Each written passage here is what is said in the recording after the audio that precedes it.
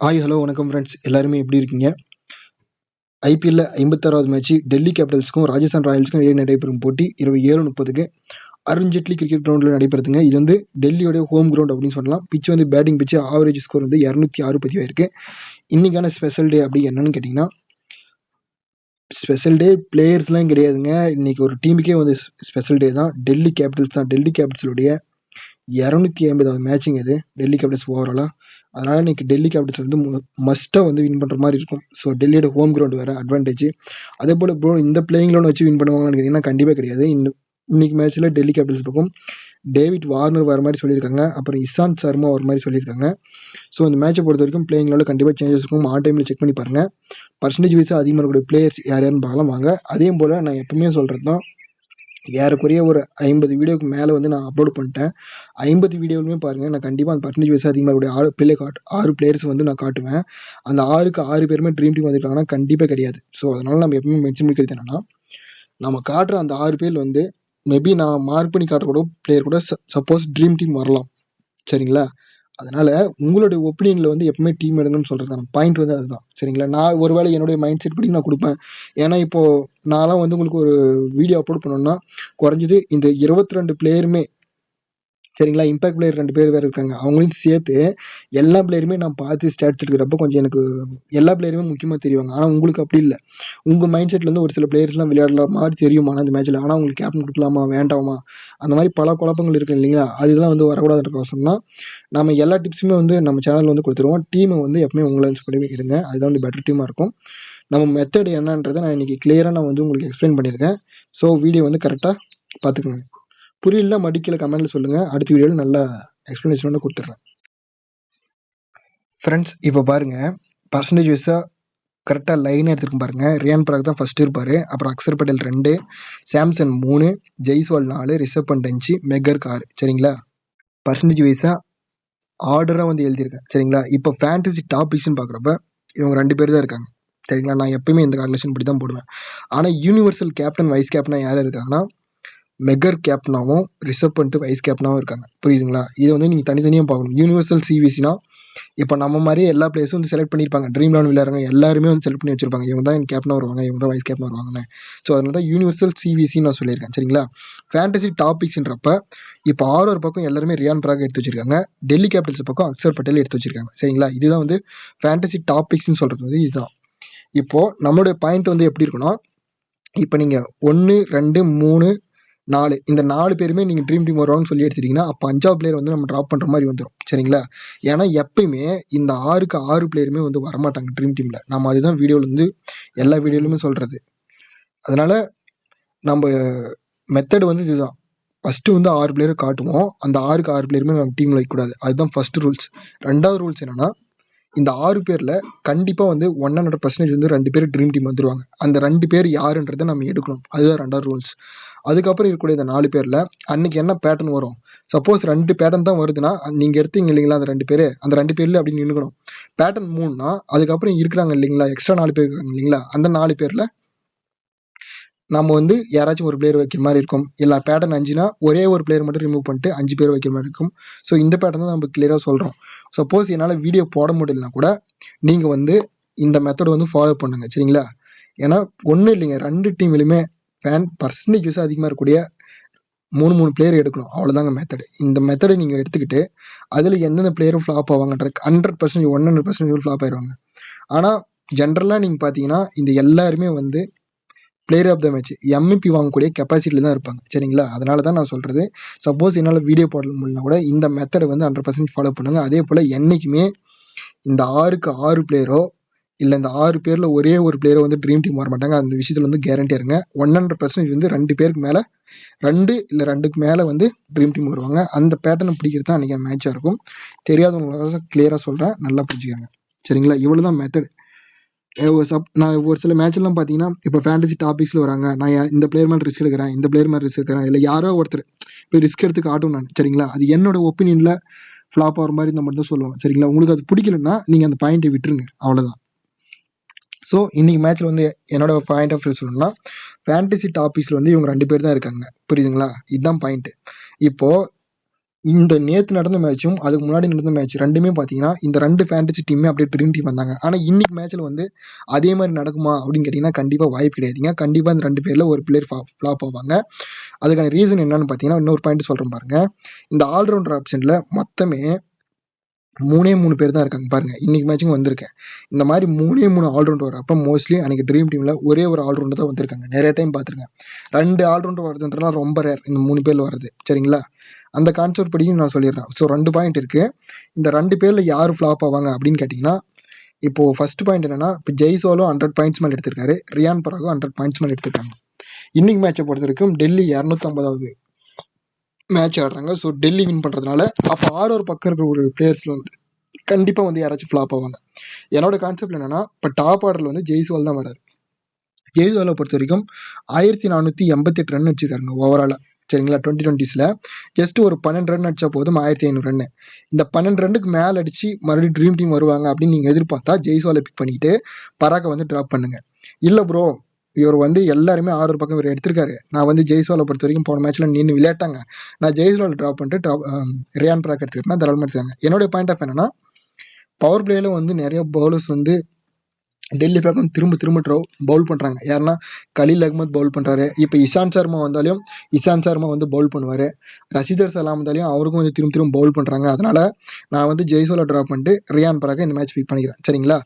அப்புறம் ஆப்போசிட்டில் அப்போ ஃபேண்டசி டாபிக்ஸில் யாரோ ப்ரோ ட்ராப் பண்ணுவோன்னா அக்சர் பட்டேல் வந்து ட்ராப் பண்ணுறேன். அக்சர் பட்டேல் வந்து ட்ராப் பண்ணுறதுக்கு என்ன ரீசன்னா இப்போ பவர் பிளேயில் வந்து டெல்லி பக்கம் மற்ற பவுலர்ஸ் பவுல் பண்ணுறப்போ அவங்களுக்கு விக்கெட்ஸ் கிடைக்கும். இப்போ அக்சர் பட்டேல் மாதிரி பிளேயர்ஸ்லாம் பார்த்தீங்கன்னா ஒரு 6வது ஓவர் 7வது ஓவர் மாதிரி தான் பவுல் பண்ணுவாங்க. அப்போ அந்த 6வது 7வது ஓவர்லாம் பவுல் பண்ண வரப்போ மிடில் ஆர்டர்ஸ் இப்போ 6 பக்கம் டாப் ஆர்டர்லாம் விழுந்துட்டு அதுக்கப்புறம் நின்று விளையாட ஆரம்பிக்குவாங்க. அப்போ நின்று விளையாட ஆரம்பிக்கிறப்போ என்னன்னா விக்கெட்ஸ் கிடைக்காது. அந்த கான்செப்டில் அக்சர் பட்டேலை ரிமூவ் பண்ணிட்டு ரியான் பராக்கை பிக் பண்ணிட்டேன்.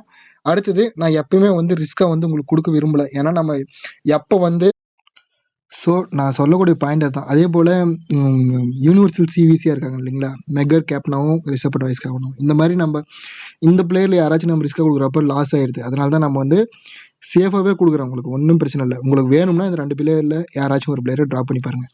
அடுத்தது சஞ்சு சாம்சன் இருக்கார், ஜாஸ் பட்லர் இருக்கார். சரிங்களா? இந்த 2 பேருமே லாஸ்ட் மேட்ச்சில் பார்த்தீங்கன்னா 0 ரன்ல வந்து அவுட் ஆகிட்டு போயிடுறாங்க. சரிங்களா? சேம் அதே போல் இந்த மேட்ச்சுக்கும் 0 ரன்ல அவுட் ஆகிட்டு போவாங்கன்னு கேட்டிங்கன்னா அதுக்கான வாய்ப்புகள் வந்து குறைவாக தான் இருக்குது. சரிங்களா?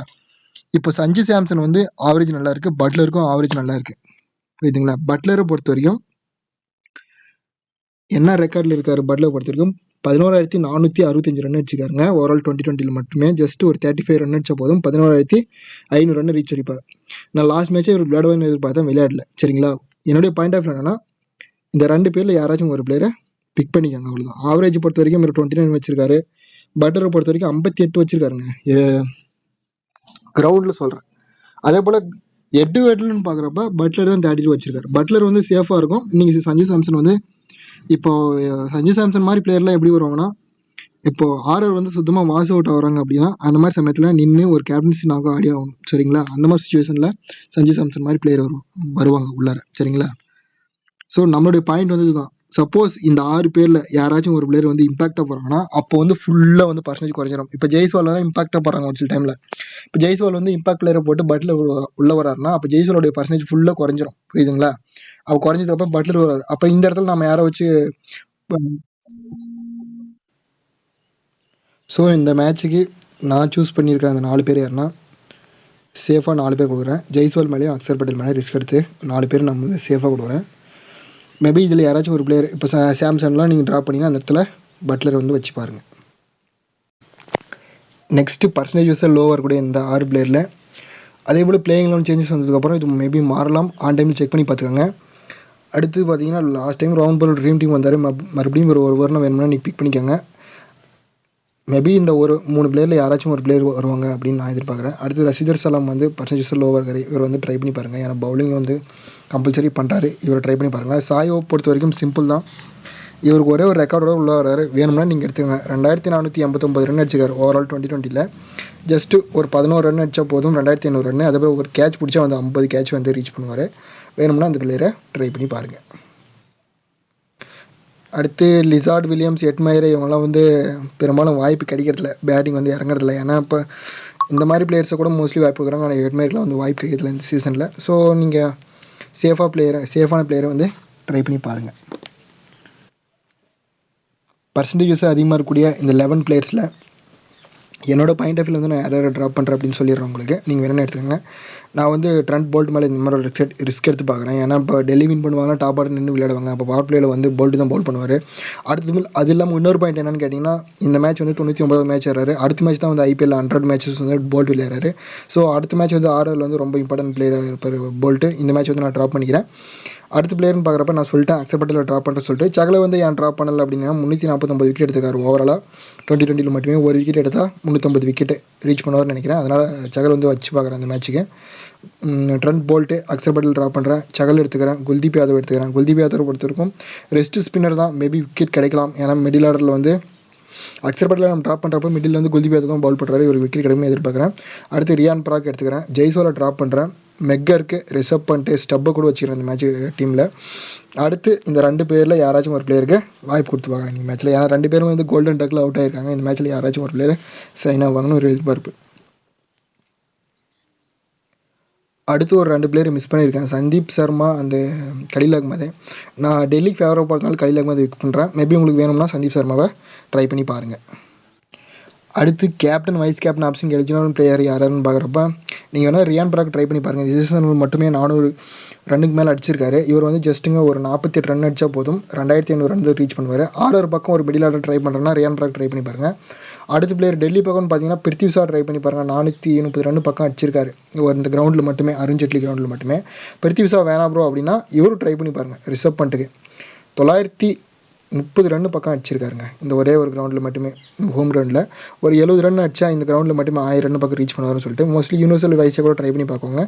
வேணும்னா நீங்கள் ரிசர்வ் பண்ணிட்டு கூட ட்ரை பண்ணி பார்க்கலாம். வார்னர் வந்து பிளேயிங் லெவலில் இருந்தாலும் அவருக்கு என்ன ஒன்றும் இல்லைங்க, 444 சிக்ஸ் அடிச்சுங்கிறார் இது வரைக்கும். ஜஸ்ட்டு ஒரே ஒரு 6 சிக்ஸ் அடிச்சா போதும் 450 சிக்ஸ் வந்து ரீச் பண்ணுவார். 2020 இல்லைங்க, ஐபிஎல் நினச்சிட்டு போகிறீங்க.